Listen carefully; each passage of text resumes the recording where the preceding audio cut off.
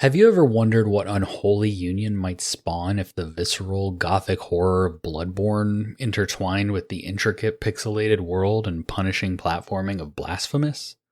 Well, wonder no more.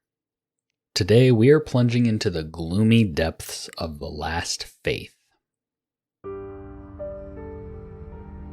The official word from the Last Faith's website paints a grim picture.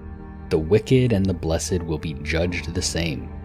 The Last Faith is a Gothic fusion of Metroidvania and Soulslike. It thrives on merciless and precise combat with a formidable arsenal of weapons, arcane spells, and firearms. Often brutal, always empowering. But what does that actually mean for us, the players? Imagine a beautifully rendered 2D pixel art world, vast and interconnected like the best Metroidvanias. You'll be traversing sprawling levels, unlocking new items and abilities that grant you access to previously unreachable areas, peeling back the layers of a dark and mysterious world. And the Souls-like DNA? It's definitely there. As you battle grotesque monsters and imposing bosses, you'll earn Nycrux, the game's currency, which you'll use to level up your stats and forge your own build. But beware, death carries a familiar sting. You'll drop your hard-earned Nycrux and only a successful return to your demise will allow you to reclaim it.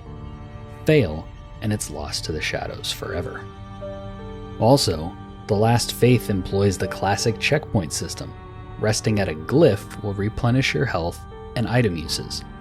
But as any seasoned Souls-like player knows, this comes at the cost of all non-boss enemies respawning, forcing you to carefully consider when to seek respite. So what dark delights did the Last Faith offer that kept me venturing deeper into its bleak world? Let's start with the setting and aesthetic. Visually, this game is a triumph. It perfectly captures the oppressive atmosphere and intricate Gothic architecture that made Bloodborne so iconic, but rendered in a beautifully detailed 2D pixel art style. It looks incredible, simultaneously familiar and strikingly original. It truly feels like Bloodborne, but in 2D, and it nails that vibe really well.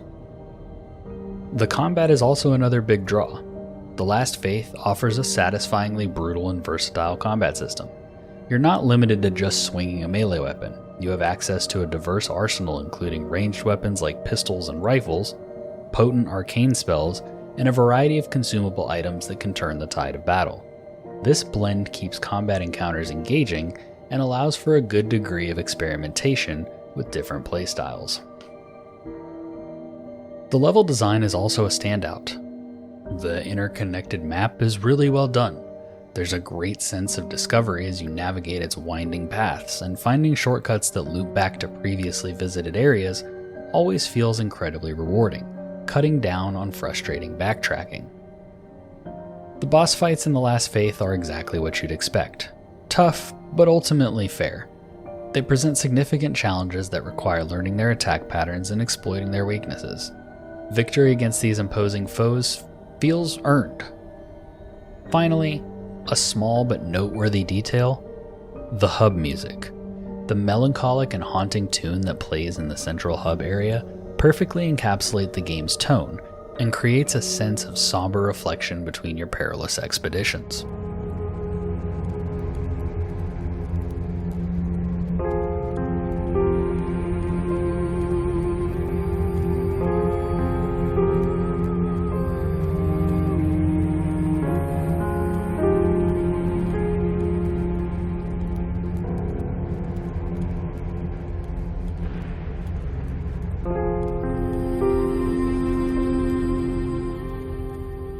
Now, while I enjoyed my time with The Last Faith, it's not without its shadows.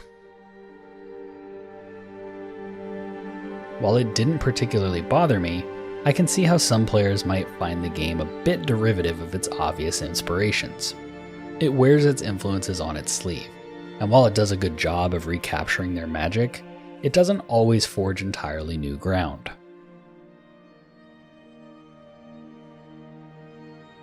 As with some other Metroidvania Souls-like hybrids, there are moments where winding up in the wrong area before you're properly equipped can be a frustrating experience. The difficulty curve isn't always perfectly smooth, and stumbling into a zone meant for a much higher level can lead to some swift and unavoidable deaths. Finally, a personal nitpick, I primarily played The Last Faith on the Nintendo Switch, and there were a few technical issues, mostly minor performance dips and occasional visual glitches. While they didn't break the game, they were noticeable at times. Your mileage may vary depending on your platform. So who would I recommend The Last Faith to? I would recommend it to people who are diehard fans of Bloodborne. If you crave that gothic atmosphere, challenging combat, and a world steeped in lore, but you also enjoy the 2D Metroidvania structure, The Last Faith is tailor-made for you. I would also recommend it to people who loved the dark and punishing world of Blasphemous.